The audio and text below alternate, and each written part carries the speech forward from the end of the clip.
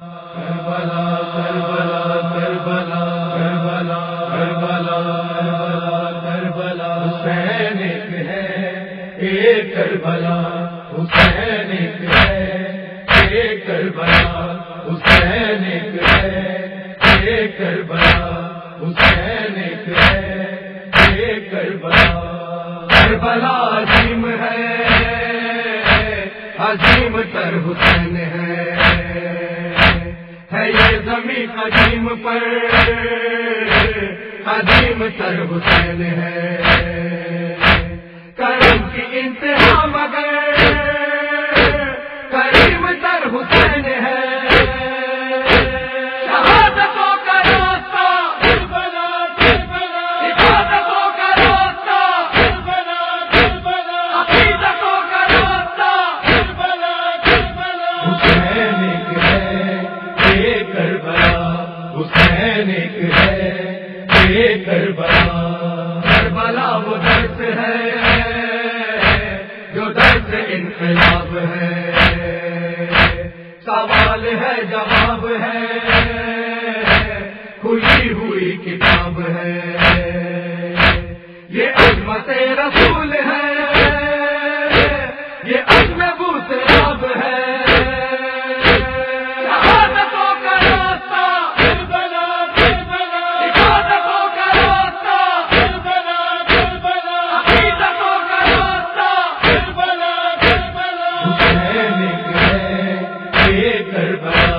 حسین ایک ہے ایک کربلا کربلا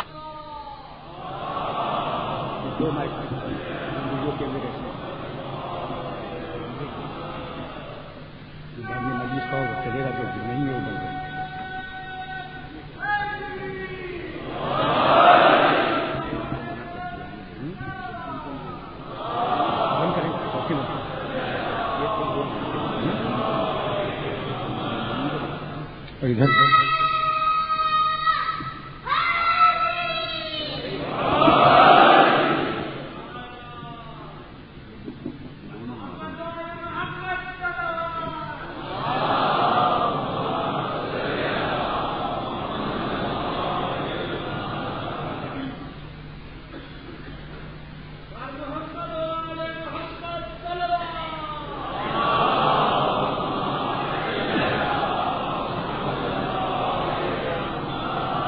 اعوذ باللہ السمیع العلیم من الشیطان اللعین الرجیم بسم اللہ الرحمن الرحیم الحمد للہ الملک الحق المبین المتصاغر لعظمتہ جبابرۃ الطاغی المتخاضع لکبریائہ عطاة المتمردین المعترف بربوبیتہ سائر الخلق اجمعین والصلاة والسلام والتحیۃ والاکرام علی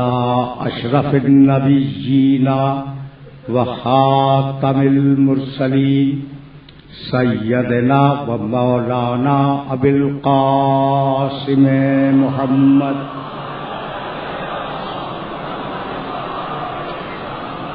وأهل بيته الطيبين الطاهرين المعصومين المظلومين أما بعد فقد قال الله سبحانه وتعالى في محكم كتابه المبين بسم الله الرحمن الرحيم ادعو إلى سبيل ربك بالحکمت والموعظۃ الحسنہ وجادلہم باللتی ہی احسن ان ربک هو اعلم بمن ضل عن سبیلہ وهو اعلم بالمہتدین صلوات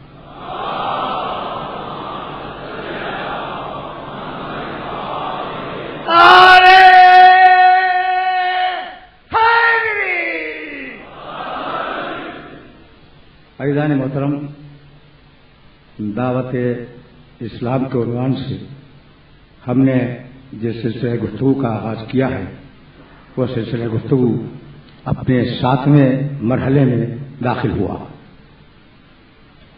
حقیقت یہ ہے کہ اللہ نے انسانیت کو کبھی بے لگام نہیں چھوڑا۔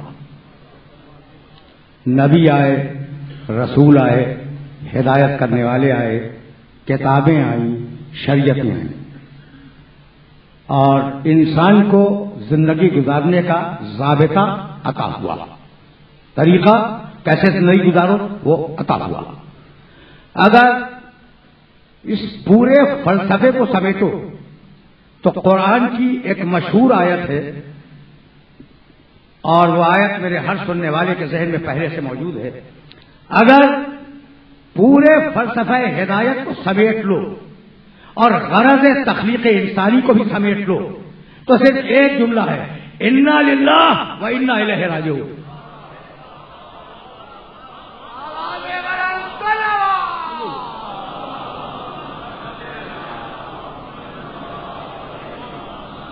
یعنی اگر ہیں انا للہ، اگر ہیں تو اللہ کے لیے ہیں، اور اگر جائیں گے تو اللہ ہی کے پاس جائیں گے۔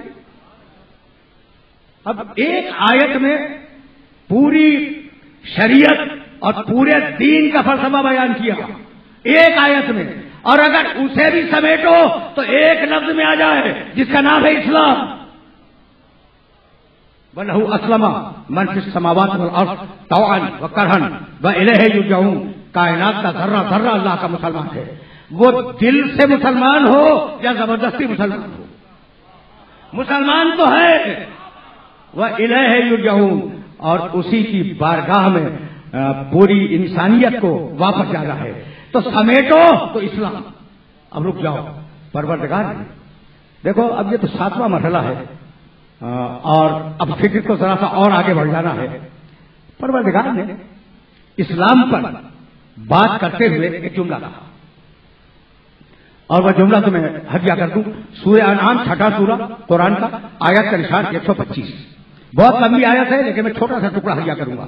فَمَن يُرِدِ اللَّهُ أَن يَهْدِيَهُ يَشْرَحْ صَدْرَهُ لِلْإِسْلَامِ وَمَن يُرِدْ أَن يُضِلَّهُ يَجْعَلْ صَدْرَهُ ضَيِّقًا حَرَجًا كَأَنَّمَا يَصَّعَّدُ فِي السَّمَاءِ كَذَلِكَ يَجْعَلُ اللَّهُ الرِّجْسَ عَلَى الَّذِينَ لَا يُؤْمِنُونَ۔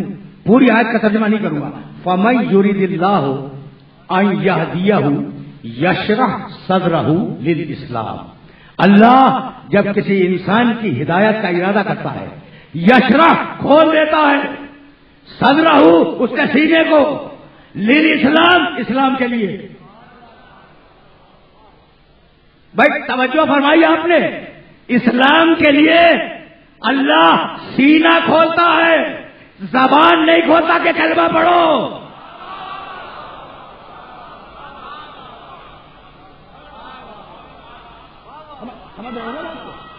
زبان نہیں کھولتا۔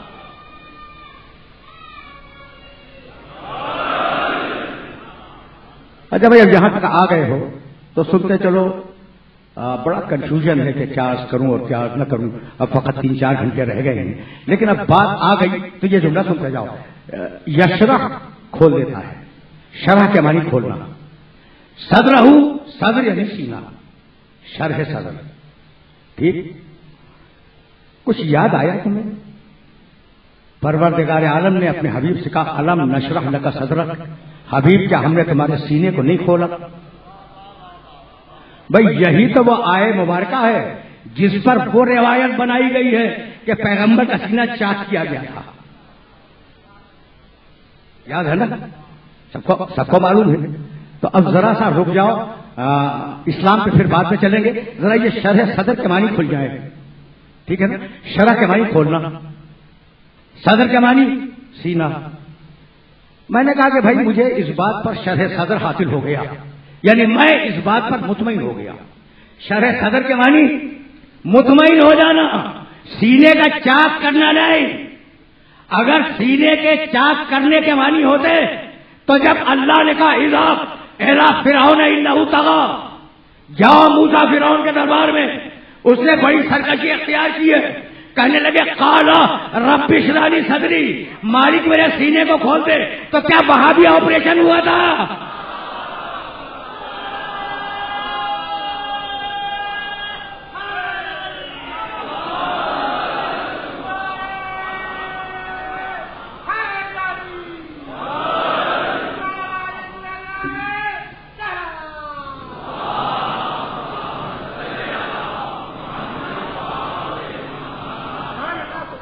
بھائی یہ دو آیتیں تو تمہارے پاس آ گئی نہیں، بلکہ 3 آ گئی. 3 آیتیں. فمن یرید اللہ ان یہدیہ یشرح صدرہ للاسلام. اللہ ہر مسلمان کا سینہ چاک کرتا ہے. اگر یہ ترجمہ ہے تو، اگر ترجمہ جائیے تو اللہ ہر مسلمان کا سینہ چاک کرتا ہے. اللہ نے رسول کا سینہ چاک کیا، اللہ نے موسیٰ کا سینہ آپریشن کر دیا. اور اب سنو گے سورہ زمر کیا ہے؟ 39واں سورہ قرآن مجید کا. افمن شرح اللہ صدرہ للاسلام فہو علی نور من ربہ. اللہ جب کسی انسان کے سینے کو کشادہ کر دیتا ہے اسلام کے لیے تو وہ نور پر ہے. تو ہر مسلمان کا سینہ کھلا. موسیٰ کا سینہ چاک ہوا، نبی کا سینہ چاک ہوا، ہر مسلمان کا سینہ چاک ہوا. اور اب ایک عجیب و غریب آیت پڑھ رہا ہوں، سورہ نحل قرآن مجید کا 16واں سورہ. الا من اکرہ وقلبہ مطمئن بالایمان ولکن من شرح فی الکفر صدرا فعلیہم غضب من اللہ ولہم عذاب علیم. جو اپنے سینے کو کفر کے لیے چاک کر لے. تو معلوم یہ ہوا کہ کافروں کا سینہ بھی چاک ہوتا ہے. تو اب فرشتوں کو سینہ کاٹنے کے علاوہ کوئی کام ہی نہیں رہ گیا.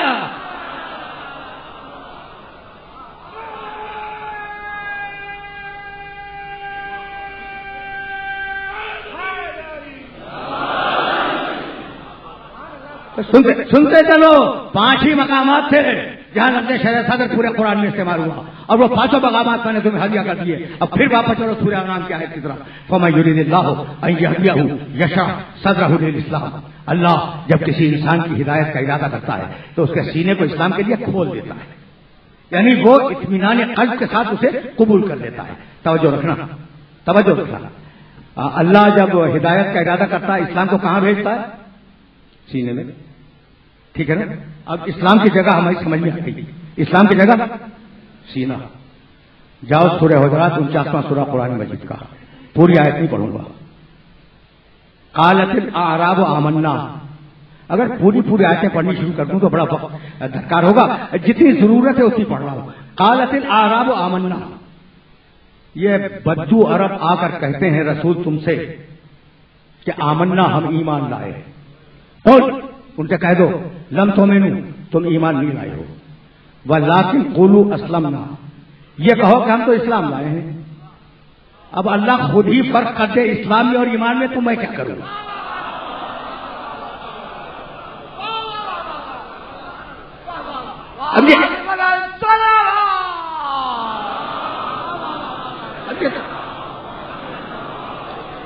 بھائی اب یہ تو میرا مسئلہ نہیں ہے نا، یہ تو میں آیت پڑھ رہا ہوں سورہ حجرات کی. پھر سننا. قالت الاعراب آمنا. عرب بدو میں نے صحیح ترجمہ کیا ہے. عرب بدو تمہارے پاس آ کر کہتے ہیں آمنا ہم ایمان لائے. قولو بھائی بہت موجود ہے، بہت موجود. قول لم تؤمنوا. حبیب ان سے کہہ دے کہ تم ایمان نہیں لائے ہو. ولکن قولوا اسلمنا. تم یہ کہو کہ ہم تو اسلام لائے ہیں. ولما يدخل الایمان فی قلوبکم. ابھی تو ایمان تمہارے دلوں میں داخل ہی نہیں ہوا. ابھی تو ایمان تمہارے دلوں میں داخل ہی نہیں ہوا. فی قلوبکم. اب آج سمجھ میں آیا کہ اسلام کی جگہ ہے سینہ، ایمان کی جگہ ہے دل.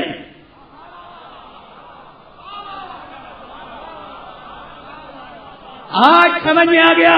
دیکھو آیتیں پڑھ رہا ہوں، روایتیں نہیں پڑھ رہا ہوں میں.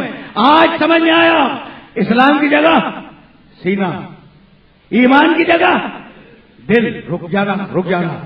دل کو عربی میں کیا کہتے ہیں؟ قلب. قلب کی جمع قلوب. سینے کو عربی میں کیا کہتے ہیں؟ صدر.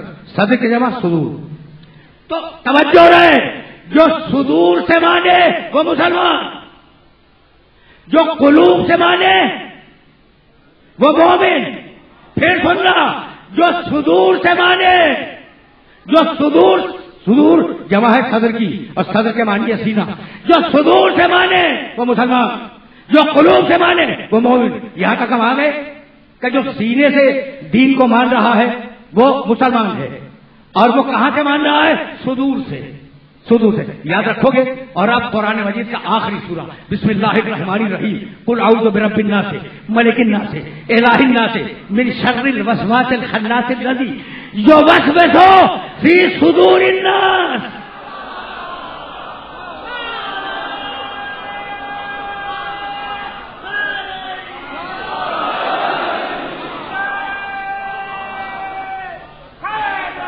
یوسوس فی صدور الناس من الجنۃ والناس. مالک ابلیس سے بچا لے، وہ سینوں میں گھس کے گمراہ کرتا ہے. تو ابلیس کو سینے تک جانے کی اجازت ہے، دل تک جانے کی اجازت نہیں ہے.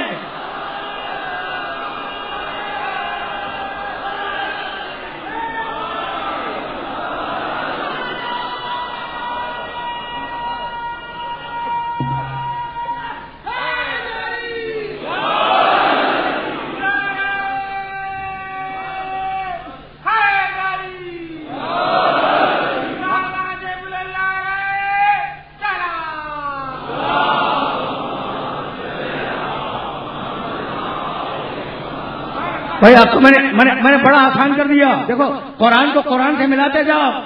جو سینے سے مانے، بھائی توجہ رہے، جو سینے سے مانے وہ مسلمان، جو دل سے مانے وہ مومن. ابلیس کو سینے تک جانے کی اجازت ہے، دل تک جانے کی اجازت نہیں ہے. یعنی مسلمان گمراہ ہو سکتا ہے، مومن کبھی گمراہ نہیں ہوگا.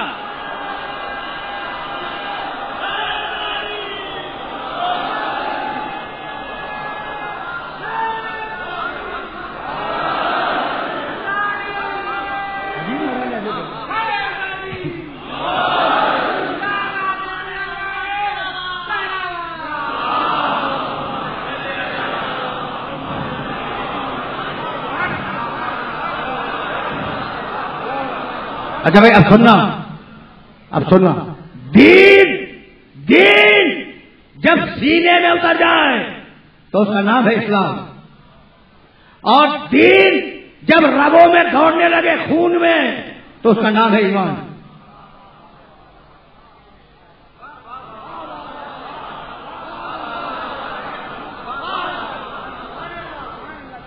بھائی یہ میں نے فرق کیا کر دیا؟ یہ کیا بھائی پڑھا لکھا مجمع ہے نا بھائی. اب اس فرق کو اگر تم نہیں سمجھو گے تو کون سمجھے گا؟ دین جب سینے میں اترا تو اس دین کا نام ہے اسلام، اور جب خون میں دوڑنے لگا تو اس کا نام ہے ایمان. یہ میں نے کہا کہ کہہ دیا کہ خون میں دوڑا. قرآن میں تو کہیں نہیں لکھا، حدیث میں تو کہیں نہیں ہے. لیکن اب میں کیا کروں کہ کہتا ہے اللہ کہ ایمان جاتا ہے دل میں، اور دل ہی خون کو تقسیم کرتا ہے پورے جسم میں.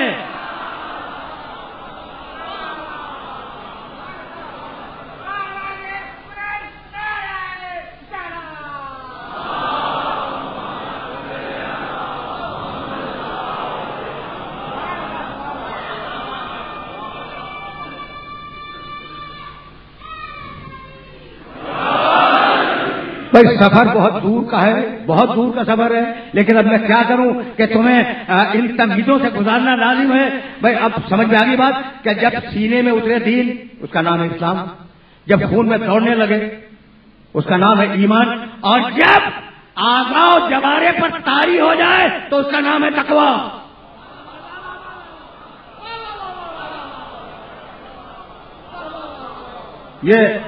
یہ جملے میرے ذہن کے اندر رکھنا، میرے یہ جملے ذہن میں رکھنا، لیکن اس طریقے سے کوئی اور انٹرپریٹ نہیں کرے گا جس طریقے سے میں نے تمہارے سامنے کر دیا.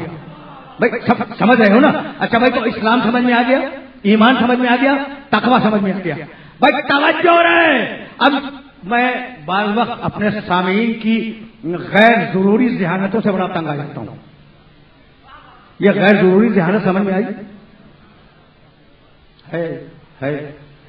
میں نے کل ایک جملہ اتفاق سے بلکہ غلطی سے کہہ دیا تھا، اور اس جملے کو میرے دوست پکڑ کے بیٹھ گئے. میں نے یہ کہا تھا کہ اگر کسی نے مجھے یاد دلا دیا تو جب میں آ رہا تھا تو ایک نے نہیں کئی ایک نے یاد دلا دیا کہ آپ نے وعدہ کیا تھا کہ حالات کی وضاحت کریں گے.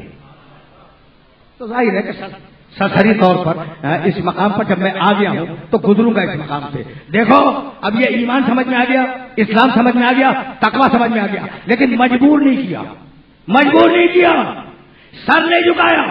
اگر اللہ کا نظام جبر کا ہوتا تو یہ نہ کہتا کہ تو نے سجدہ کیوں نہیں کیا، سر پکڑ کے جھکا دیتا.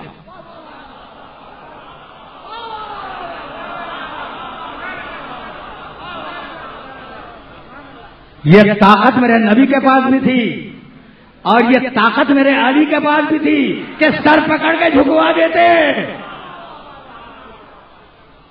لیکن طاقتور اپنی طاقت کا بے محل استعمال نہیں کرتا. اسی لیے آواز دی بسم اللہ الرحمن الرحیم حلق علی الانسان کچھ دقیقے حین من الدہر لم یکن شیئا مذکورا انا خلقنا الانسان من نطفۃ امشاج نبتلیہ فجعلناہ سمیعا بصیرا انا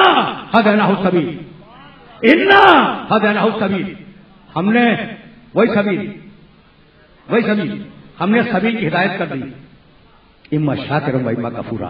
اب یہ تمہاری مرضی ہے کہ اسے قبول کر کے شکر گزار بن جاؤ یا کفران نعمت کر کے انکار کر دو. مرضی تمہاری. ہمارا کام بتانا تھا ہمارا کام بتانا تھا. اب چاہے اسے قبول کرو اور چاہے اسے رد کر دو. اچھا انا ہدیناہ السبیل. رک جاؤ، اب تو آیا میں سورہ حلقہ پر، اور سورہ حلقہ پر بھی بہت زیادہ وقت تمہارا نہیں لوں گا، لیکن ان آیات تک ابھی میں نہیں پہنچا. پر ایک جملہ کہنا چاہ رہا ہوں میں، انا ہدیناہ السبیل، ہم نے ہدایت کی. کون کہہ رہا ہے؟ اللہ. ہم نے ہدایت کی.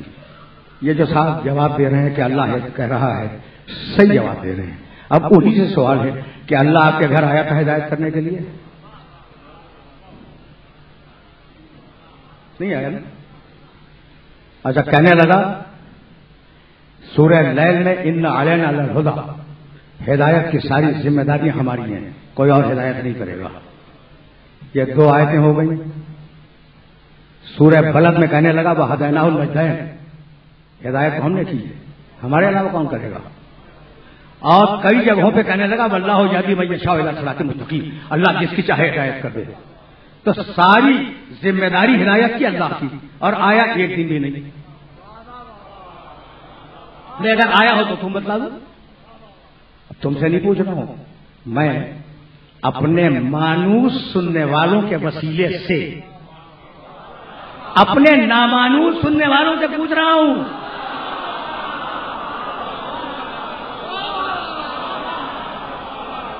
اپنے نامانوس سننے والوں سے پوچھ رہا ہوں تمہارے وسیلے سے.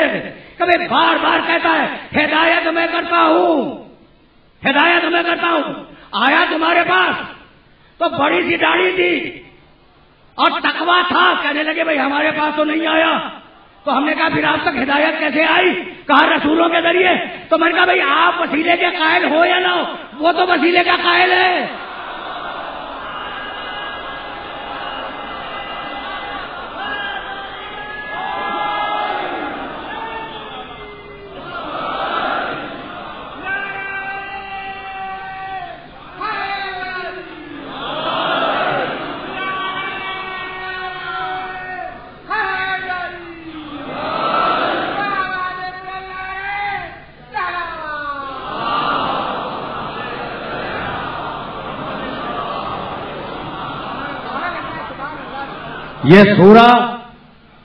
یہ سورہ حلقہ کا یہ شہزادی فاطمہ زہرا کی شان میں نازل ہوا ہے، سب کو معلوم ہے نا. اور ابھی میرے عزیز دوست اشرف عباس جو سلام سنا رہے تھے اس میں انہوں ne ذکر کیا کہ سورہ کوثر بھی جناب سیدہ کی شان میں نازل ہوا.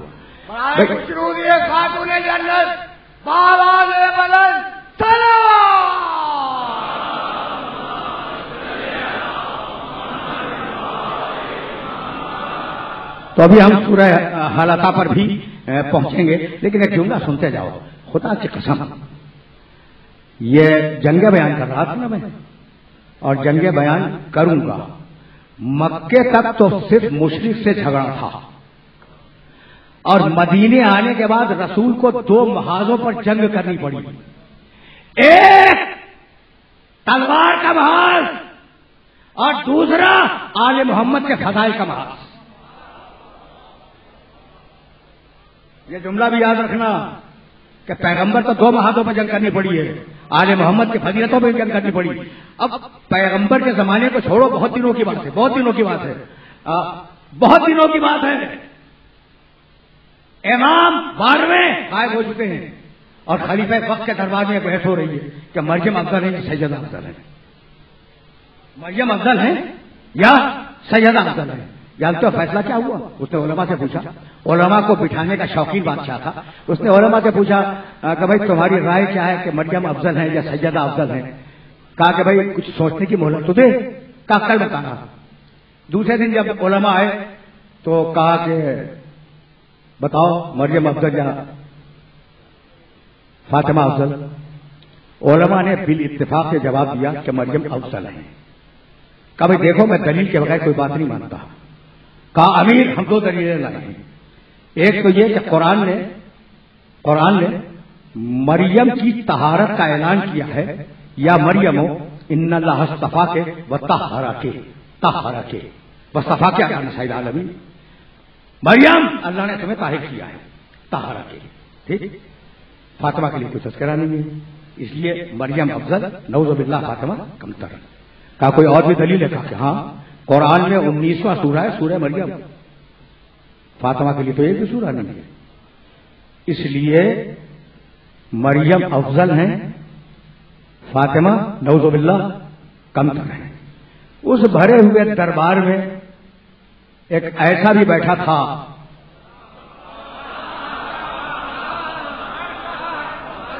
جس نے اس جملے کو برداشت نہیں کیا اور وہ کھڑا ہو گیا اور کہنے لگا کہ امیر یہ تیرے دسترخوان پر پلنے والے علماء،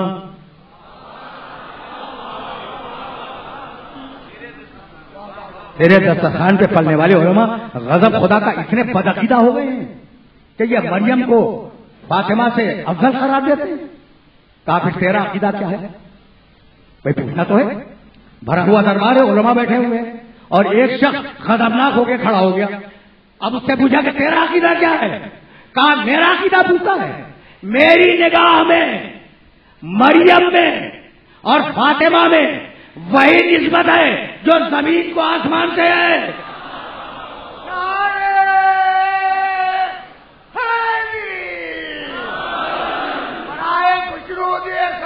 جنت آواز بدل چلو.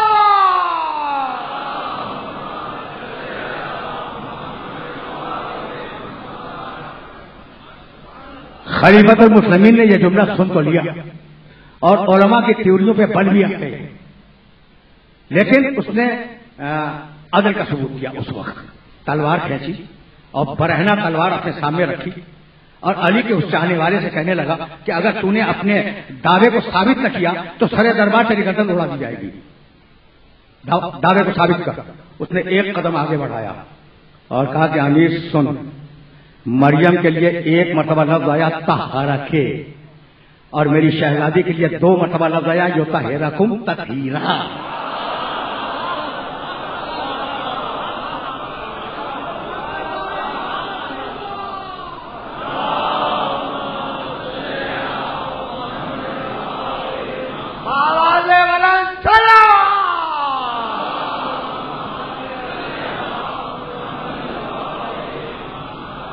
یطہرکم تطہیرا، یطہرکم تطہیرا، 2 مرتبہ لفظ آیا.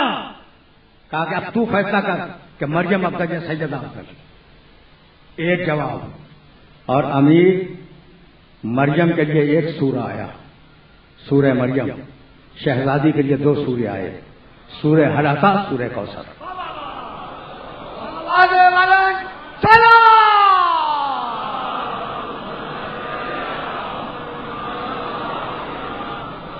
وہ اپنے جوش شباب میں 1 قدم آگے بڑھ رہا ہے اور حاجب دربان اسے چاہتے ہیں کہ اسی مقام پہ روک دیں. خلیفہ وقت نے کہا کہ نہیں، اسے بڑھنے دو. سنے تو کہ یہ کہتا کیا ہے؟ سنو گے اس نے کیا کہا کہ امیر تشفی ہوئی کہ مریم افضل یا فاطمہ افضل؟ تشفی ہوئی؟ اگر تشفی نہ ہوئی ہو تو قرآن سن، مریم پرائیویٹ لائف میں گئی، پرائیویٹ لائف میں پردہ کر لیا اپنے خاندان والوں سے، اور وہاں جبریل نے پہنچ کر پیغام دیا۔ مریم اپنی ذاتی زندگی میں ہے، جہاں ماں بھی نہیں جاتی وہاں ہے، جہاں ماں بھی نہیں جایا کرتی مریم اس مقام پر ہے، اور اس مقام پر فرشتہ پہنچ گیا اور فرشتے نے جا کے پیغام دیا۔ سورہ مریم میں واقعہ موجود ہے، یہ مریم ہے، اور اب میری شہزادی اپنے باپ کے ساتھ، اپنے شوہر کے ساتھ، اپنے بیٹوں کے ساتھ چادر کے اندر بیٹھی ہوئی ہے۔ فرشتے کی ہمت نہیں ہے کہ اجازت کے بغیر چلا جائے۔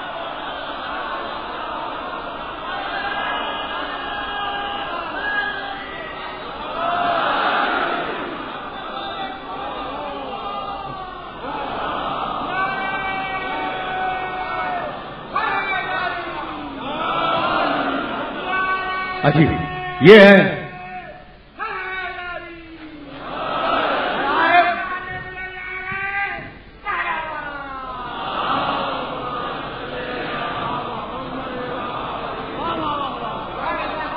امیر، اب کو سمجھ میں آیا کہ مریم افضل یا فاطمہ افضل؟ اور اگر اب بھی سمجھ میں نہ آیا ہو تو اب سمجھ کہ مریم کا ایک بیٹا معصوم،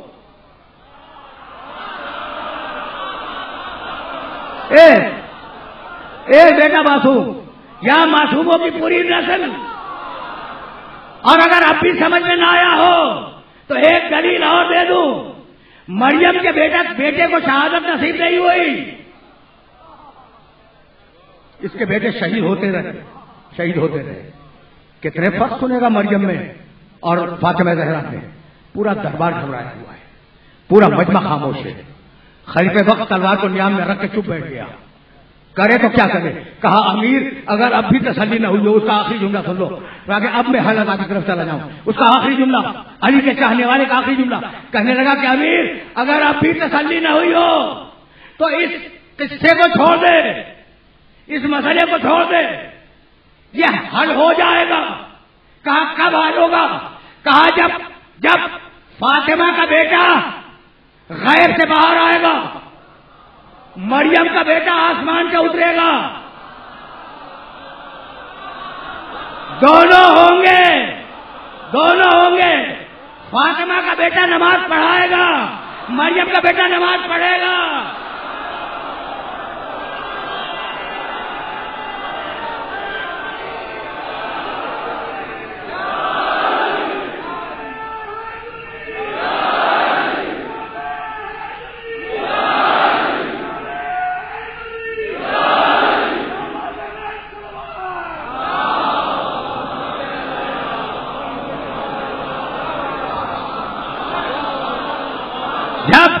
جب مریم کا بیٹا فاطمہ کے بیٹے کے پیچھے نماز پڑھے تو اس وقت پوچھ لینا کہ تمہاری ماں افضل ہے یا رسول کی بیٹی افضل ہے۔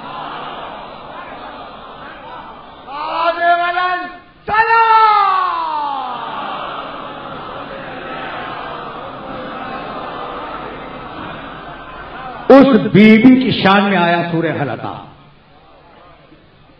اب کچھ بات واضح ہوئی، اس بی بی کی شان میں آیا ہے سورہ حلقہ، اور صرف سورہ حلقہ نہیں آیا تھا، جنت کا کھانا بھی آیا تھا۔ سب کو معلوم ہے کہ حسنین بیمار ہوئے۔ اب واقعہ اگر بیان کروں بڑا وقت صرف ہوگا، اور واقعہ ظاہر ہے کہ میرے سننے والوں کے ذہن میں پہلے سے محفوظ ہے۔ حسنین بیمار ہوئے، پیغمبر انہیں دیکھنے کے لیے آئے، بچے تعظیم کے لیے کھڑے ہوئے تو ان کی پنڈلیاں کانپ رہی تھیں، بچوں کی، چھوٹے چھوٹے بچے۔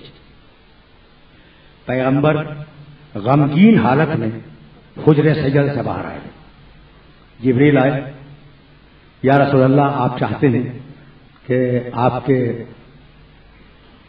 بچے اچھے ہو جائیں؟ کہا کہ ہاں جبریل، یہ تو میری خواہش ہے۔ کہا علی و سیدہ سے کہہ دیں کہ وہ منت مان لیں کہ جب بچے اچھے ہو جائیں گے تو وہ 3 دن روزہ رکھیں گے۔ مشہور واقعہ، مشہور واقعہ ہے. تو علی نے منت مانی, سیدہ نے منت مانی. واقعہ بچوں کے سامنے ہوا تھا. ان چھوٹے بچوں نے, حسن اور حسین نے, انہوں نے منت مانی. گھر کی کنیز فضہ کیسے پیچھے رہ جاتی, اس نے بھی منت مان لی. سمجھ رہے ہو نا؟ منت مانی. اچھا, میں نے بتا دیا کہ کس کس نے منت مانی. علی, فاطمہ, حسن, حسین, فضہ, انہوں نے منت مانی. بچے اچھے ہوئے. روزے رکھے گئے. بھائی منت تھی, روزے رکھے گئے. مسکین نے, یتیم نے, اسیر نے دروازے پر ایک ایک دن آ کر کھانا مانگا کہ یا آل محمد. نہیں, یا آل محمد کیوں پڑھوں؟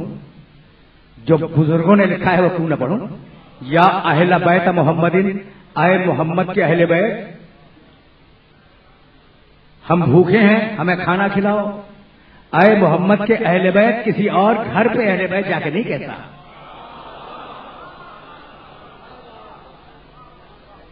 مسکین ہے, یتیم ہے, اسیر ہے, جانتا ہے کہ ہیں سب ہیں بھرے ہوئے حجرے ہیں ازواج مکرمات کے, لیکن اہل بیت ہیں تو یہی ہے. ٹھیک ہے نا؟ میں واقعے کو بیان نہیں کر رہا ہوں میں. اچھا, میں روٹیاں دے دی, پانی پیا, افطار کیا, پھر دوسرے دن پھر روزہ رکھ لیا. 3 دن یہ واقعہ ہوا. تیسرے دن جب پیغمبر اکرم تشریف لائے ہیں شام کو اور یہ لوگ افطار کر کے بیٹھے ہوئے ہیں, تو پیغمبر نے کہا کہ بھائی پرسوں تک تو بچے نڈھال تھے, آج تو تم لوگ بھی نڈھالو, بات کیا ہے؟ بات کیا؟ سیدہ نے واقعہ بیان کیا. واقعے کا بیان کرنا تھا کہ جبریل آئے اور کہا یا رسول اللہ, اپنی بیٹی کو ہمارا سلام کہیں اور کہیں کہ یہ جنت کا کھانا ہے. اور اللہ نے ان کی شان میں سورہ حلقہ کو نازل کیا ہے.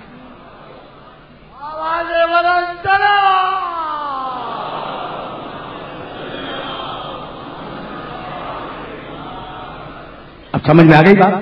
اگر وقت ہوتا اور اگر میں ہر عطاہی پہ بول رہا ہوتا تو تمہیں ایک ایک لفظ روکتا. اب ایک ایک لفظ تو روکوں گا نہیں. یوفون بالنذر ویخافون یوما کان شرہ مستطیرا, یہ وہ لوگ ہیں کہ اگر منت مانتے ہیں تو پورا کرتے ہیں, اور قیامت کی فکر انہیں بھی ہے. یخافون یوما کان شرہ مستطیرا ویطعمون الطعام علی حبہ, اس کی محبت میں کھانا کھلاتے ہیں. مسکینا ویتیما واسیرا. انما نطعمکم لوجہ اللہ, ہم یہ جو کھانا کھلا رہے ہیں یہ اللہ کے لیے. لا نرید منکم جزاء ولا شکورا, ہمیں تم سے کوئی بدلہ نہیں چاہیے اس کھانے کا. ان روٹیوں کا بدلہ ہمیں تم سے نہیں چاہیے. شکورا, تمہارا شکریہ بھی نہیں چاہیے. بھائی کیوں؟ نہ بدلہ چاہیے نہ شکریہ چاہیے. بھائی کھلایا ہے اللہ کے لیے, تو اگر بدلہ دینا ہو تو وہ دے, شکریہ ادا کرنا ہو تو وہ کرے.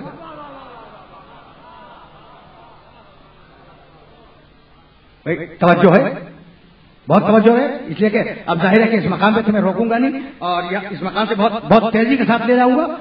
انما نطعمکم لوجہ اللہ لا نرید منکم جزاء ولا شکورا. جزا بدلا, شکورا شکریہ. آئے روٹیاں لینے والوں, نہ تم سے اس کا بدلہ چاہیے نہ تمہارا شکریہ چاہیے. کیوں؟ لوجہ اللہ, اللہ کے لیے کھلایا ہے. روٹیاں اللہ کے لیے دی ہیں. اب بدلہ دینا ہو تو وہ دے, ٹھیک ہے نا. شکریہ ادا کرنا ہو تو وہ کرے.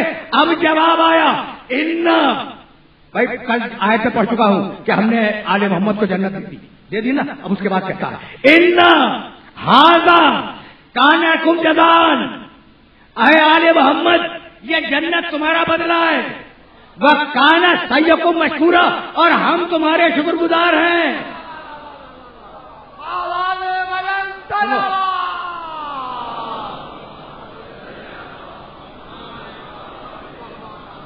بھائی سنو سنو, یہ جملہ تم تک اگر پہنچ گیا تو میری آج کی محنت سورت ہو جائے گی. ان ھذا کان لکم جزاء, یہ جنت آل محمد یہ جنت تمہارا بدلہ ہے. وکان سعیکم مشکورا, اور ہم تمہارا شکریہ ادا کرتے ہیں. ٹھیک ہے نا.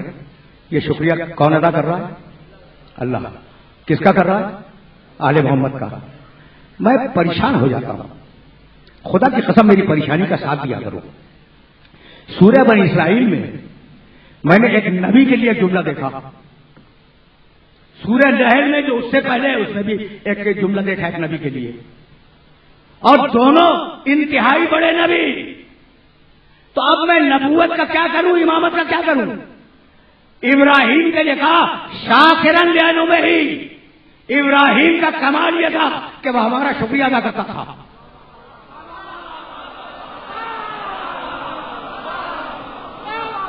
ابراہیم کا کمال یہ تھا کہ وہ ہمارا شکریہ ادا کرنے والا بندہ تھا. اور نوح کے لیے کہا بنی اسرائیل نے انہو کان عبدا شکورا, وہ ہمارا شکر ادا کرنے والا بندہ تھا. تو آج سمجھ میں آیا کہ نبوت اللہ کا شکریہ ادا کرے اور اللہ امامت کا شکریہ ادا کرے.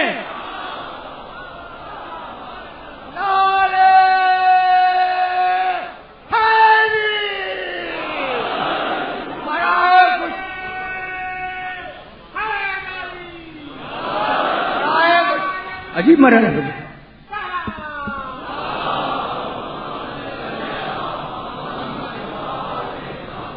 بھائی اسی آیہ مبارکہ کا تو میں نے وعدہ کیا تھا, لیکن جب آ گیا ہوں میں اس مرحلے تک تو ایک جملہ تو اور سنتے جاؤ, پھر مجھے آگے بڑھنا ہے. ایک جملہ تو سنتے جاؤ. بھائی دیکھو, تم نے مجھے کوئی ہدیہ دیا, اچھا تم نے کیوں دیا؟ یہ تصویر میرے ہاتھ میں میں نے دے دی, تمہیں ہدیہ دے دیا. سننا, یہ دے دی تصویر, اب بے قیمت صحیح لیکن ایک ہدیہ تو ہے. اب آپ نے لے لی, آپ میں اگر طاقت ہے, صلاحیت ہے, تو مجھے ہدیے کے بدلے میں ہدیہ دے دیں, اور اگر نہیں دے سکتے تو شکریہ ادا کر دیں. یہ دونوں کام نہیں ہوں گے کہ ہدیہ بھی دے دیں شکریہ بھی ادا کریں.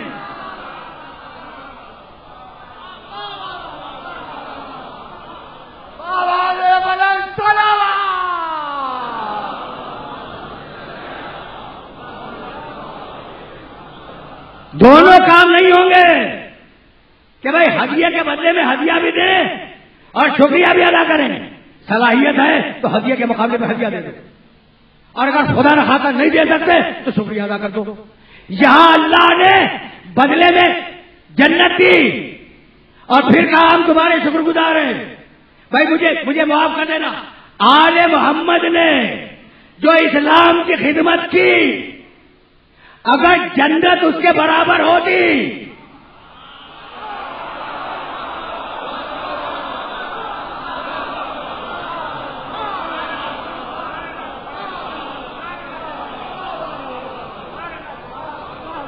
پہنچ گیا یہ میسج پہنچ گیا. آل محمد نے جو اسلام کی خدمت کی, اگر جنت اس کے برابر ہوتی تو جنت دے کے رک جاتا. لیکن آل محمد کیا کروں, تمہاری خدمت بڑی ہے, میری جنت چھوٹی ہے, اس لیے جنت بھی دے رہا ہوں شکریہ بھی ادا کر رہا ہوں.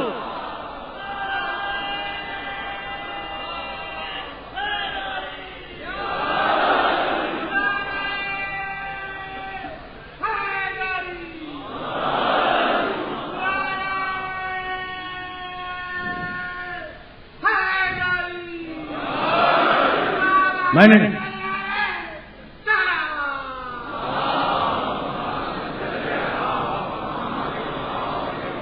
اب ضمن نے جملہ کہوں تاکہ سلسلہ فکر آگے بڑھ جائے. وقت نہیں ہے, یعنی آج کی بات نہیں کر رہا ہوں, اب تو آج کے بعد کچھ 3 گھنٹے رہ گئے ہیں اور انہی میں بات کو سمجھ ہو جانا ہے. اور ابھی میں کہاں رکا ہوا ہوں؟ خندق کے پہلے. ابھی تو خندق کی بحث چھڑی نہیں ہے, ٹھیک ہے نا, لیکن ایک جملہ میرا سنتے جاؤ اب تاکہ یہ حلقہ مکمل ہی ہو جائے. دیکھو عجیب بات ہے, عجیب کمال ہے. علی نے منت مانی, فاطمہ نے منت مانی, حسن نے منت مانی, حسین نے منت مانی, فضا نے منت مانی. جاؤ چیلنج کر رہا ہوں کہ کسی جھوٹی کتاب ہی میں دکھا دو کہ رسول نے بھی منت مانی ہو. بھائی رسول تو ہیڈ آف دی فیملی تھے, پورے خاندان کے سربراہ تھے, پہلے وہ مانتے. دیکھا میں نہیں مانوں گا. اگر میں مان لوں اور بچے اچھے ہو جائیں اور جنت سے سورہ آ جائے تو منافق یہی کہے گا کہ یہ رسول کی فضیلت تھی.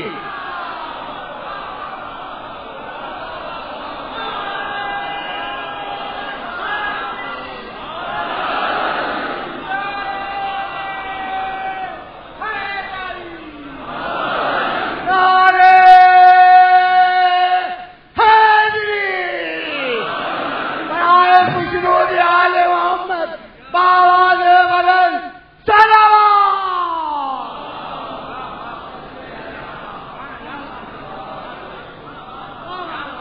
بس بھائی بس میں روک رہا ہوں بات کو. مجھے نبوت کا احترام معلوم ہے، لیکن اب میں کیا کروں کہ وہ دونوں اولو العزم نبی وہ اللہ کا شکر ادا کرنے والے، ٹھیک ہے نا، اور اللہ آل محمد کا شکر ادا کرنے والا.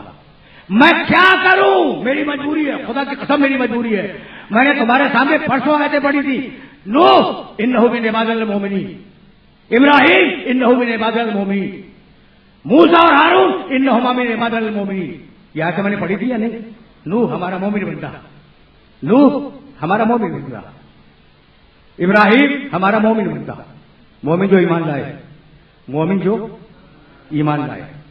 نوح ہمارا اسلام ایمان، نوح جو ایمان لائے مومن بندہ، ابراہیم ہمارا مومن بندہ. توجہ رہے جو ایمان لائے. موسیٰ اور ہارون یہ دونوں ہمارے مومن بندے تھے. ایمان نہیں ہیں، مومن ہیں. ایک ہے جسے خندق کے میدان میں کہا برز الایمان کلہ،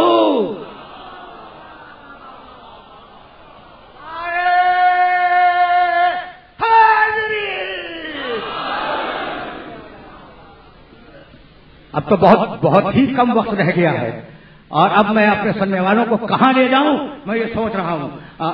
سلسلہ فکر تو تمہارے ذہن میں محفوظ ہے نا کہ جو بھی جنگیں لڑی گئیں مشرک حملہ کر کے آیا ہے.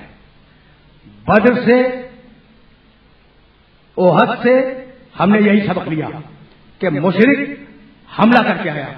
اور یہ جو ابو سفیان نے تجارتی قافلہ بنایا تھا تو مورخین کی ایک بڑی جماعت ہے جس نے یہ بات لکھی ہے کہ کوئی تجارتی قافلہ نہیں تھا، تجارتی قافلہ بنا کر بہانے سے مدینے پہ حملہ کرنا تھا. جی ذہین لوگ تھے، دکھایا کچھ کیا کچھ.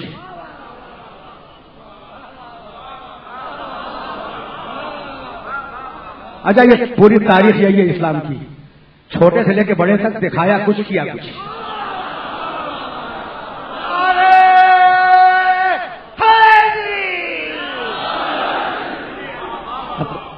اب تو میرے پاس جنگ خندق کا وقت نہیں رہ گیا، لیکن اب میں کیا کروں؟ یہ میری مجبوری ہے. جنگ خندق ہم کہتے ہیں، قرآن نے اسے کہا غزوہ احزاب، اور سورہ احزاب 35واں سورہ ہے قرآن مجید کا. جاؤ دیکھنا، اگر کبھی تمہیں موقع مل جائے اور اللہ توفیق دے دے تو آج ہی رات کو دیکھنا اس پورشن کو جس کا تعلق جنگ خندق سے، غزوہ احزاب. وَإِذْ جَاءُوكُم مِّن فَوْقِكُمْ وَمِن تَحْتِ أَرْجُلِكُم. مسلمانوں اس وقت کو بھول گئے جب مشرک تمہارے اوپر سے بھی آ رہے تھے، تمہارے نیچے سے بھی آ رہے تھے. وَإِذْ زَاغَتِ الْأَبْصَارُ، اور تمہاری آنکھیں گول گول گھوم رہی تھی.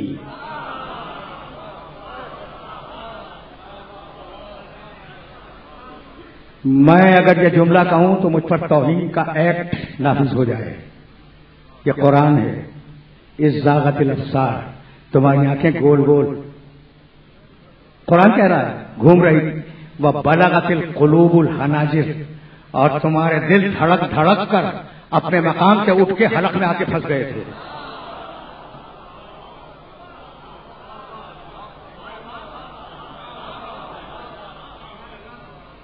وَتَظُنُّونَ بِاللَّهِ الظُّنُونَ، اور تم بڑی بدگمانیاں کر رہے تھے اللہ کے ساتھ. کون جو سورہ کے مخاطب ہیں؟ اب اس سے زیادہ میں کیا کہوں؟ مشرک تو اس طرف ہے نا، یہ تو اپنے لوگوں سے باتیں ہو رہی.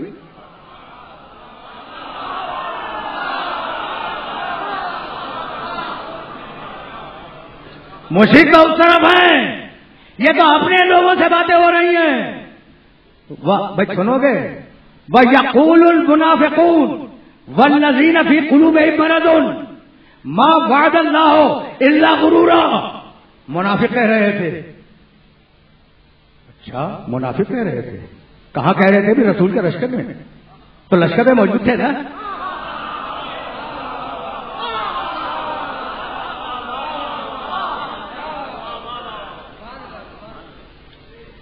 ما وعدنا اللہ الا غرورا. منافق کہہ رہے تھے جن کے دلوں میں مرض ہے، وہ یہ کہہ رہے تھے بھائی سننا کہ اللہ نے ہمیں دھوکہ دے دیا، اللہ نے ہمیں دھوکہ دے دیا.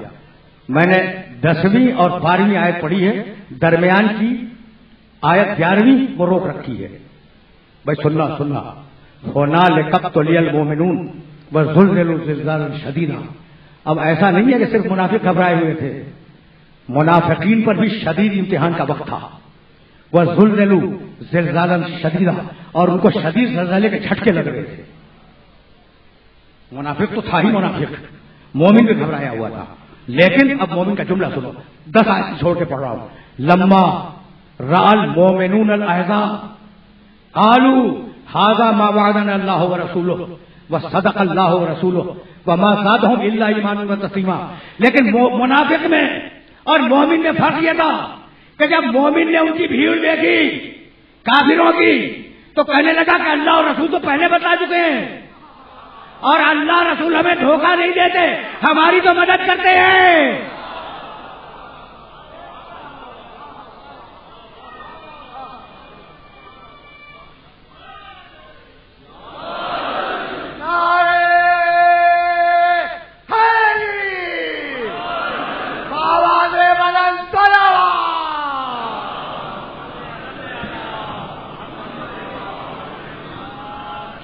بھائی بہت توجہ رہا. اب ایک آیت کا ایک چھوٹا سا ٹکڑا میں نے روک لیا ہے جو اس آیت کے 3 آیتوں کے بعد ہے، لیکن اسے تمہاری خدمت میں ہدیہ بھی نہیں کروں گا.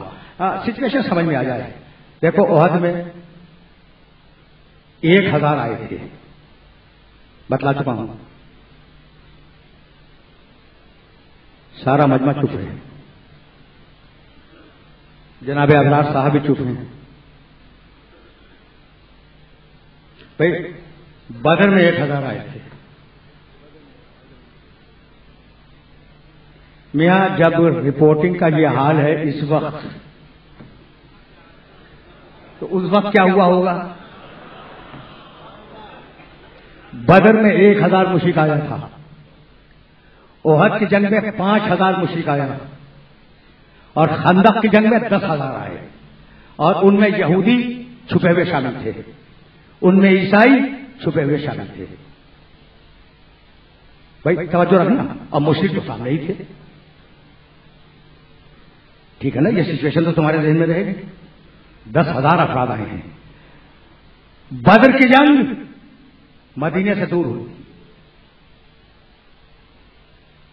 احد کی جنگ کوہ احد آج شہر مدینہ کے اندر داخل ہے، مدینے کے قریب ہوئی تھی. اور خندق کی جنگ مدینے میں ہوئی تھی، ورنہ خندق بنانے کی ضرورت کیا تھی؟ بھائی سننا، بہت زیادہ زحمت نہیں دوں گا، لیکن سچویشن سمجھ میں آ جائے اور میسج آج کا پہنچ جائے. اب تو میرے پاس دامن وقت بالکل گنجائش نہیں ہے، لیکن یہ میسج پہنچ جائے بہت تیزی کے ساتھ یہاں سے آگے بڑھ رہا ہوں. اچھا بھائی، تو رسول بھی پہنچ گئے، خیمہ لگایا، بیٹھ گئے، اور وہ شمع رسالت کے پروانے جو ہر وقت ساتھ بیٹھا کرتے تھے وہ بھی بیٹھ گئے. اچھا، ایک شخص ہے جس کا نام تم نے سنا ہوگا، عمرو ابن عبد بدھ، مشہور پہلوان ہے نا. اچھا، ایک تو یہ یاد رکھو کہ یہ بدھ نہیں ہے، ود ہے. ود ایک بدھ کا نام تھا اور قرآن میں اس کا تذکرہ موجود ہے، عمرو ابن عبد ود. لیکن اب بدھ بولا جاتا ہے تو ہم بھی بولتے ہیں. اچھا، اب یہ تمہیں پہلی مرتبہ کہاں ملتا ہے؟ جنگ خندق میں. یہ جنگ بدر میں موجود تھا اور کسی کی تیر سے شدید زخمی ہو گیا تھا. بھائی تیریں ہی دو چلی تھی، یا علی کی تیر یا حمزہ کی تیر. کسی کی تیر سے شدید زخمی ہو گیا تھا، اسے لوگ اٹھا کے لے گئے تھے اور کئی برس اس کا علاج ہوا. کئی برس عمرو بن عبد ود کا کئی برس علاج ہوا. اور وہ جنگ احد کے موقع پر بیمار ہی تھا، اس لیے احد میں شریک نہ ہو سکا. خندق کے موقع پر اس قابل ہو گیا تھا کہ میدان میں آیا. اور علی نے اپنے خطبے میں اس کے سلسلے میں جو جملے کہے ہیں، خدا کی قسم کبھی وقت ہوا تو بتلاؤں گا کہ کیا کہنے لگے، کہ کیا دلیر تھا، کیا بڑا بہادر تھا. علی نے بڑی تعریف کی ہے. اور علی کو تو تعریف کرنے کا حق ہے اس لیے کہ ان کے ہاتھ کا مقتول ہے. دوسرے بھی تعریف کر رہے تھے.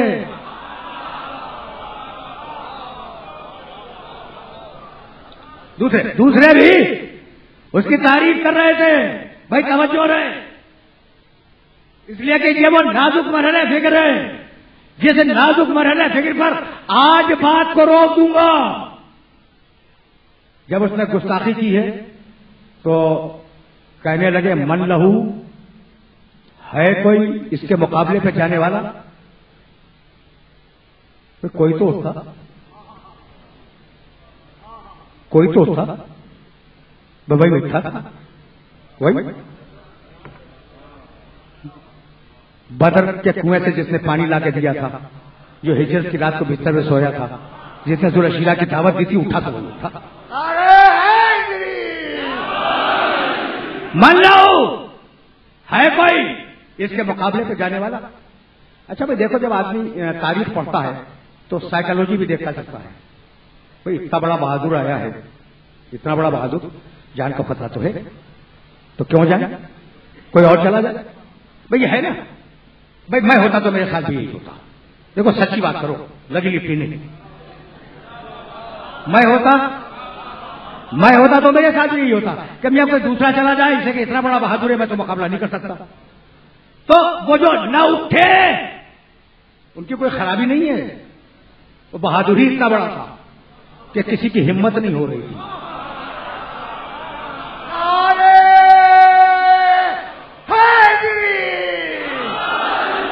اچھا بھائی بتاؤ یہ ہمت کیوں نہیں ہو رہی تھی؟ جان کا خطرہ، جان کا خطرہ یہی تو ہے. بھائی توجہ رکھنا، جان کا خطرہ ہے اس کے مقابلے پر. اب رسول نے جملہ بدل دیا، من لہو فلہ الولایت بعدی، ہے کوئی اس کے مقابلے پہ جانے والا؟ اپنی جانشینی اسے دوں گا.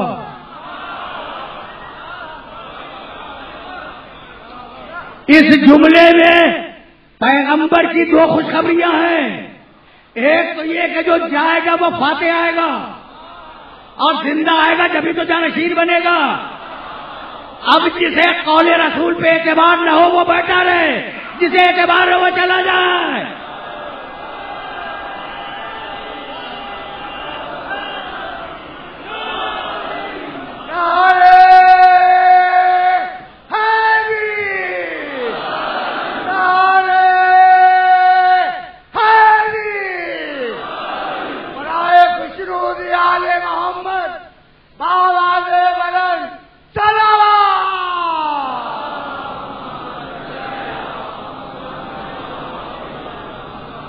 بھائی واقعات تو سنتے ہی رہتے ہو.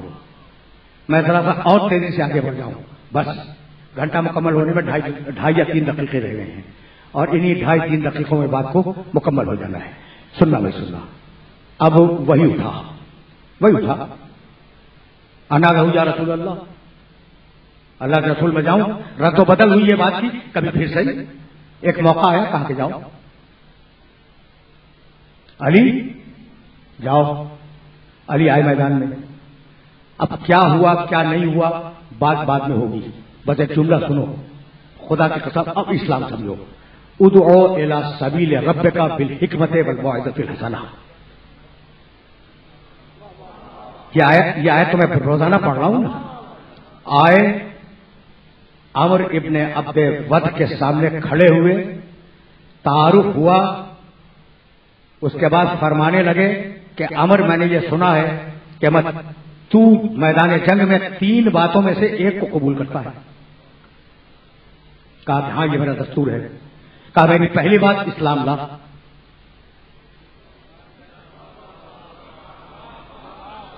کہا نہیں بھائی اسلام اگر لانا ہوتا تو جنگ کے لیے کیوں آتا.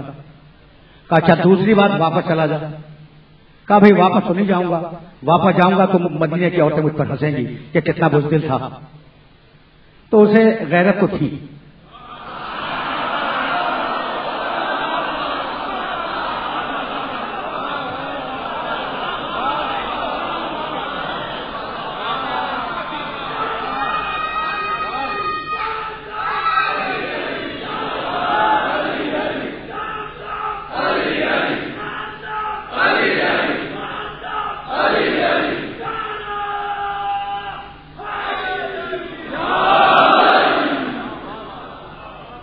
اب ظاہر ہے کہ دعوت اسلام کے فکر کو کل یہاں سے آگے بڑھ جانا ہے، اور خندق یہاں پہ رک رہی ہے، اس جگہ پہ رک رہی ہے۔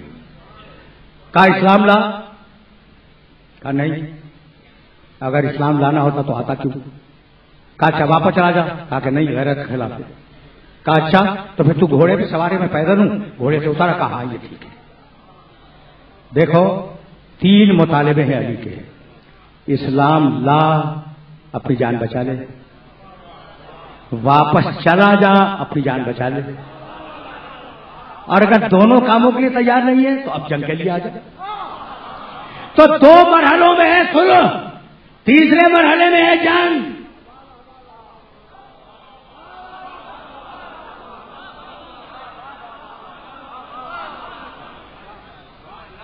یعنی عجیب مرحلہ فکر ہے، عجیب مرحلہ فکر ہے، جس مرحلہ فکر پر میں اپنے سننے والوں کو لے کے آ گیا ہوں میں، کہ یہاں بھی میدان جنگ میں بھی براہ راست جنگ نہیں ہے، پہلے تبلیغ ہے، پہلے معاہدہ ہے، پہلے جدال احسن ہے، بعد میں تلوار ہے۔ تو تلوار اسلام میں آخری حل کے طور پر اٹھائی جاتی ہے۔ سمجھ گئے بات کو؟ یہ تو ایک مسلسل خط فکر تھا نا، جہاں تمہیں میں لے کے چل رہا ہوں اور جہاں تک لے جانا ہے وہ جگہ بھی معین ہے، تو اب بات کو اس مقام پر روک رہا ہوں میں۔ علی نے اسے قتل کر دیا۔ اگر ذہن میں رہ گیا تو بتلاؤں گا کہ علی نے کل کیا کیا میں تو انتہائی مختصر کیا ہے، قتل کر دیا۔ اور دنیا کی سب سے مہنگی تلوار تھی اس کے ہاتھ میں، دنیا کی سب سے مہنگی زرہ تھی اس کے جسم پر، دنیا کا سب سے مہنگا گھوڑا تھا جس کی وہ ٹانگیں کاٹ چکا تھا، وہ بیکار ہو چکا تھا۔ جنگ فتح ہو گئی۔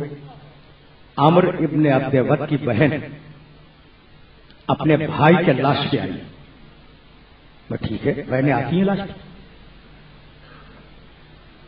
کیا حمزہ کی بہن جنگ احد میں نہیں آئی تھی؟ ٹھیک ہے نا، اب اس مشرک کی بہن لاش پہ آ گئی لیکن روئی نہیں، کہنے لگی انا قاتلہ کفو کریم، اس کا قاتل کوئی بڑا کریم شخص ہے، اگر کسی ذلیل نے مارا ہوتا تو زندگی بھر روتی، مارنے والا کریم ہے۔ کہا بی بی تجھے کیسے پتا چل گیا؟ کہا زرہ بھی رکھی ہوئی ہے، تلوار بھی رکھی ہوئی ہے۔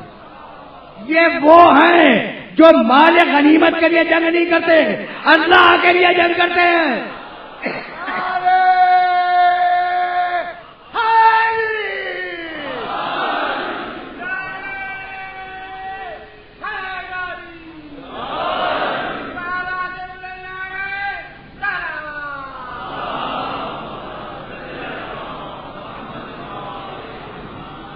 بس میرے عزیزوں، میرے دوستوں، یہ جملے پالیسی بن کر تمہارے ذہن میں محفوظ ہو جائیں۔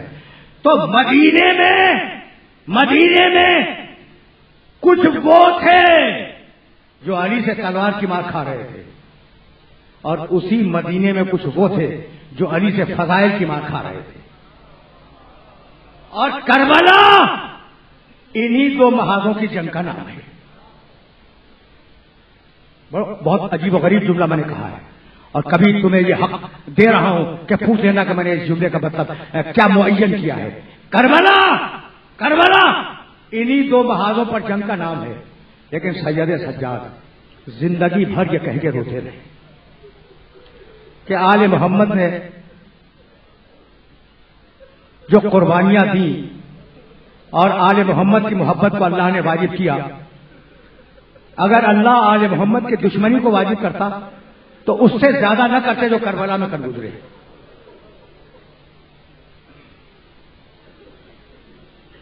یہ عجیب جملہ ہے۔ اس جملے میں سید سجاد کی پالیسی ہے، اور اس پالیسی کو بھی انہی دنوں کسی دن تمہاری خدمت میں عرض کروں گا، لیکن اب بات کو روک رہا ہوں۔ سید سجاد نے کہا کہ اللہ نے ہماری محبت واجب کی تھی، اگر ہماری دشمنی واجب کرتا تو اس سے زیادہ نہیں کر سکتے تھے۔ کل میں جملہ کہہ کے گیا ہوں کہ ظالم کا ظلم تھکتا ہوا نظر آتا ہے، لیکن صابر کا صبر تھکتا ہوا نظر نہیں آتا۔ لٹا ہوا قافلہ کوفے سے دمشق کی طرف چلا. 2 جملے سنو اور مجھے اجازت دے دو. تقریب گھنٹے سے اوپر ہو گئی. لوٹا ہوا قافلہ چلا. تم سے میں نے کل ایک جملہ کہا تھا اور وہ جملہ تمہارے ذہن میں محفوظ ہونا چاہیے. میں نے کہا تھا کہ دیکھو بھائی، میں ہاتھ جوڑ کے کہتا ہوں کہ حسین بڑے پیاسے تھے، لیکن حسین کی پیاس عصر عاشور پر شہادت کے بعد ختم ہو گئی. اب بعد بڑے پیاسے تھے، جب شہید ہو گئے تو پیاس ختم ہو گئی. اکبر بڑے پیاسے تھے، جب شہید ہو گئے تو پیاس ختم ہو گئی. لیکن وہ بچی جو حسین کے سینے پر سونے کی عادی تھی، کب تک پیاسی رہی کچھ نہیں معلوم. سنو، یہی تو زمانے ہیں کہ کربلا کے واقعات کربلا کے کچھ ڈیٹیلز دے دیے جائیں. قافلہ شہر ہمس کے دروازے پہ پہنچا. یہ شہر آج بھی موجود ہے. یہ عراق اور شام کی سرحد پر یہ شہر آج بھی موجود ہے اور وہاں کچھ آثار بھی ہیں. ان دنوں اس شہر کے چاروں طرف دروازہ تھا، دیوار تھی، جیسا کہ پرانے زمانے میں ہوتا تھا. دوپہر کا وقت تھا. سننا بھائی سننا، یہ واقعہ تو میں ہدیہ کر رہا ہوں اور یہی فضائل یہی مسائل. شہر ہند، دوپہر کا وقت تھا، شہر کا دروازہ بند تھا. شمر نے حکم دیا کہ بیویوں کو درخت کی چھاؤں میں بٹھلا دیا جائے اور حسین ابن علی کے سر کو اس درخت کی شاخ میں لٹکا دیا گیا.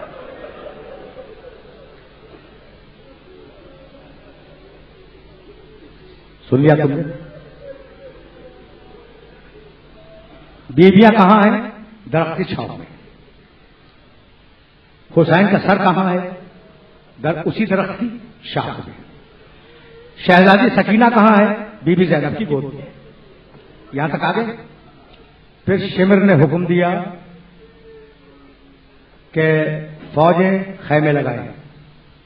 ساری فوج اور سارے سردار اپنے خیموں میں گئے. گرمی تھی، شدت کی دھوپ تھی، سارے خیمے میں چلے گئے. اب میں تم سے ایک جملہ پوچھنا چاہ رہا ہوں. فوج خیموں میں، سر درخت میں آویزہ، بیویاں درخت کی چھاؤں میں، سکینہ شہزادی زینب کی گود میں. وہ بیمار امام کہاں ہے؟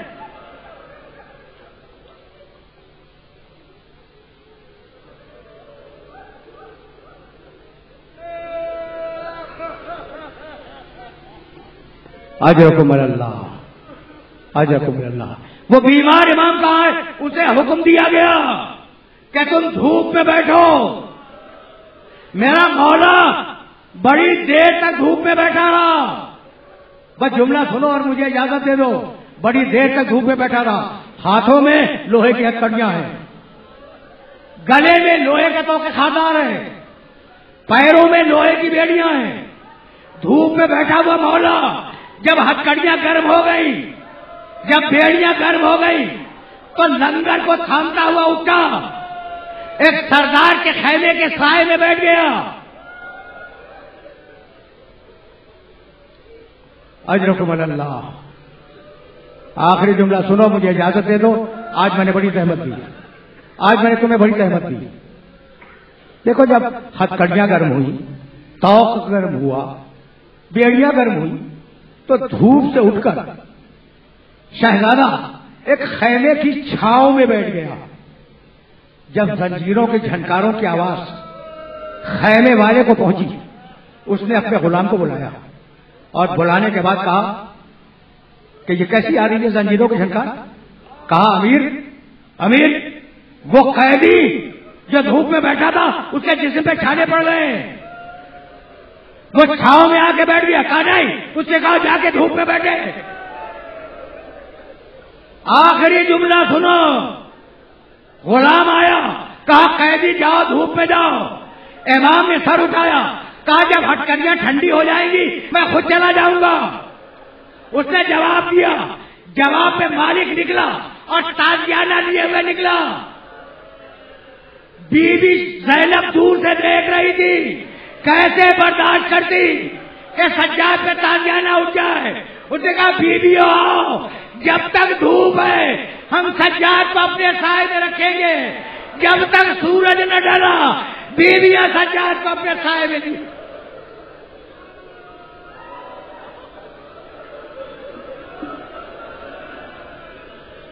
خون میں ڈوبی آئی مہندی، خون میں ڈوبی آئی مہندی، خون میں ڈوبی آئی مہندی، خون میں ڈوبی آئی مہندی، کربلا کو بھائی مہندی، خون میں ڈوبی آئی مہندی، خون میں ڈوبی آئی مہندی، قاسم تیری بیوہ مانے، قاسم تیری بیوہ مانے، قاسم تیری بیوہ مانے، قاسم تیری بیوہ مانے، اشکوں سے گدوا کی مہندی، خون میں ڈوبی آئی مہندی، خون میں ڈوبی آئی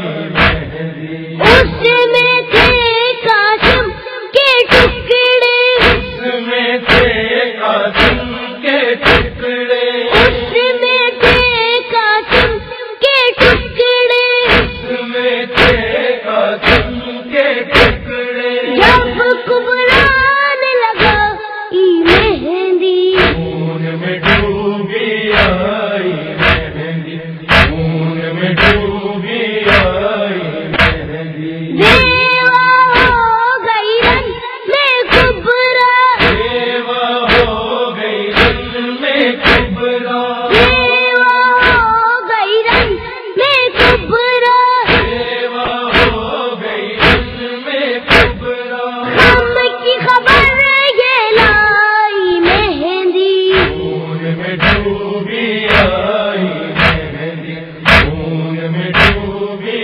آئی مہندی، کہتی ہے ساری دنیا سے، کہتی ہے ساری دنیا سے، کہتی ہے ساری دنیا سے، کہتی ہے ساری دنیا سے، کبرا کی تنہائی مہندی، خون میں ڈوبی آئی مہندی، خون میں ڈوبی آئی مہندی، کبرا کو یاد آ گئے قاسم، کبرا کو یاد آ گئے قاسم، کبرا کو یاد آ گئے قاسم، کبرا کو یاد آ گئے قاسم، جب بھی کسی نے گائی مہندی، خون میں ڈوبی آئی مہندی، خون میں ڈوبی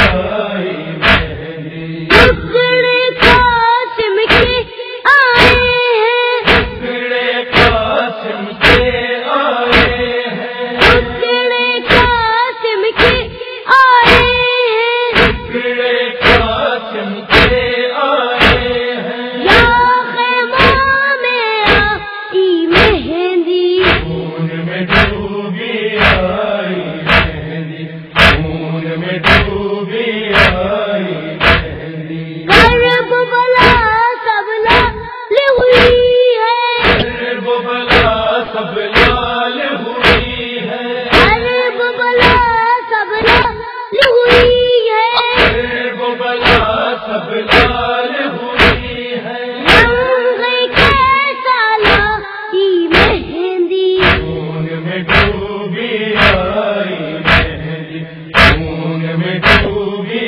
آئی مہندی، ہم نے کیا زنجیر کا ماتم، ہم نے کیا زنجیر کا ماتم، ہم نے کیا زنجیر کا ماتم، ہم نے کیا زنجیر کا ماتم، ہم نے بھی لگوائی مہندی، خون میں ڈوبی آئی مہندی، خون میں ڈوبی آئی مہندی، یہاں پڑا ابا سن کی